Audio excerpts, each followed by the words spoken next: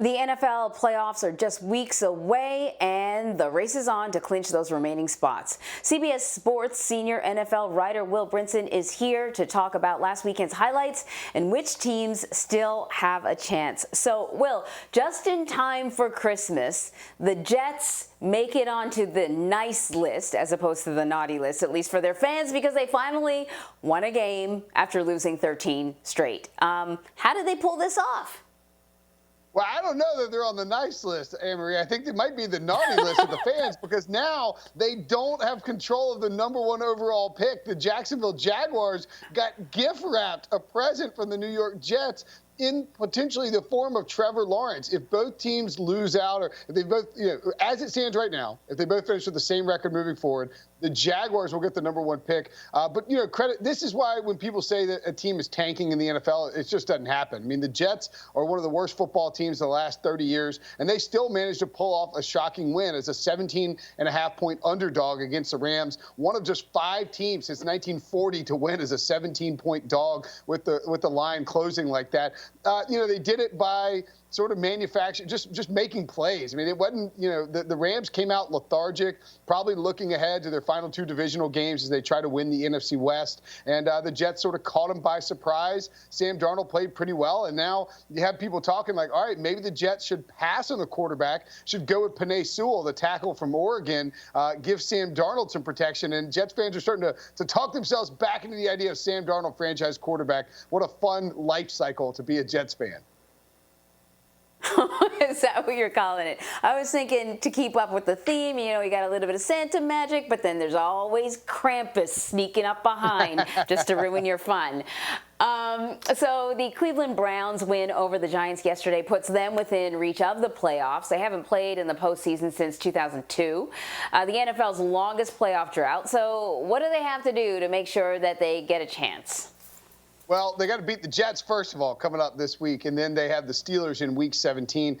That game, assuming the Steelers win tonight against the Bengals, and they are 2-touchdown favorites on the road, and they should win because the Bengals are terrible, then the Steelers will lock up the division more or less. Now, if the Steelers were to lose, then things get a little dicey. But for the Browns, you really need to win out. And there's probably, in a weird way, they might be pulling for the Steelers tonight because if the Steelers decide to rest guys in, later on down, to close out in Week 17, maybe the Browns could easily win both games because it gets a little dicey for Cleveland. If a bunch of teams finish with at 11-5, it's possible the Browns could win 11 games and miss the playoffs. That would be the most Browns thing ever and be totally devastating to the franchise. We don't want that to happen. This is a team that's playing really well the last 3 weeks. They've utilized a ton of play action. We've seen, they get Baker Mayfield comfortable. Kevin Stefanski doing a tremendous job as their head coach. And defensively, they're not elite, but they've been able to put the clamps down on guys. Myles Garrett, interesting case study, always been a very honest and open player. He's been very frank in discussing his struggles returning from COVID and dealing with sort of, breathing issues. This is an elite level athlete who's battling that. So that's something to watch for. If he continues to, get healthier and feel better down the stretch, this is a team that can make some noise in the playoffs, in my opinion. Yeah, we talked earlier today with a cardiologist just talking about particularly the concerns about elite athletes and what COVID may do to their heart. I think, down the road, we're going to be learning a lot more about the implications of contracting this disease and how much better it is not to get it at all if you can avoid it than, get it and come out the other end with other issues. Anyways, I digress. The Patriots lost yesterday to the Dolphins. It means that they're making the playoffs, or they are rather not, very important word, not making the playoffs since 2008. Just so happens, it's also the first year they don't have Tom Brady, they don't have Rob Gronkowski. Is that the X factor there? Are they missing Brady? Did that make the difference? And what's Coach Belichick saying for himself?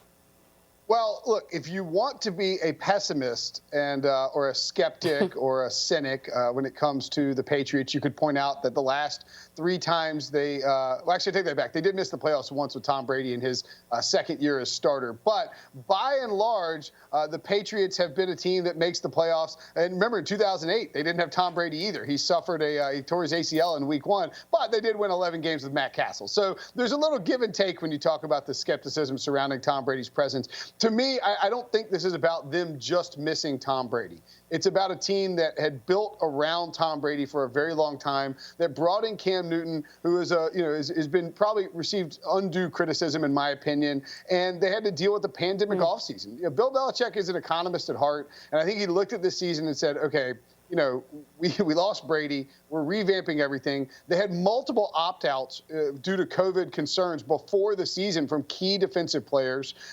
Cam Newton contracted COVID during the season. He missed a game against the Chiefs that they could have won if he'd been able to play. And I thought he looked fairly lethargic coming out of the first couple of games from COVID. So to me, there's a lot of issues at play here. It's not as simple as the Pats lost Tom Brady, Bill Belichick can't win without Brady, and therefore they missed the playoffs. This is a team that I think will get back probably to the postseason. We're in the postseason hunt next year when Belichick has a full offseason to really rework this roster. They got to have a ton of cap space next season. It just wasn't their year. Nothing went right for them. And but people are going to chalk it up to the narrative because that's the fun thing to do. Yeah, COVID's going to be the asterisk beside everything this year, and certainly when it comes to professional sports. Saints quarterback Drew Brees was back on the field yesterday after missing 5 games. He had broken ribs and a punctured lung. How do you look?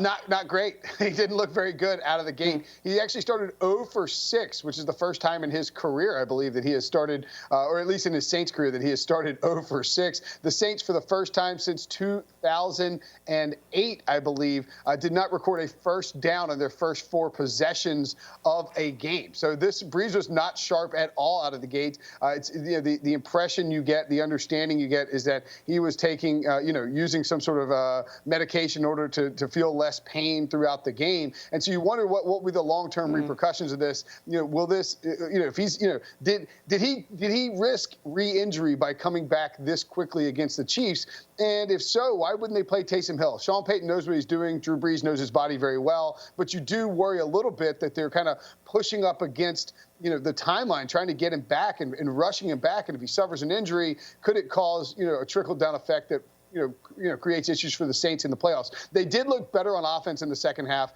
They're not going to have Michael Thomas for the rest of the regular season. He should be back for the postseason. So this is a Saints team that really is kind of trying to re-find its identity in the final few weeks of the season. They're going to win the division. They should be in good shape to make the playoffs. That's not a problem.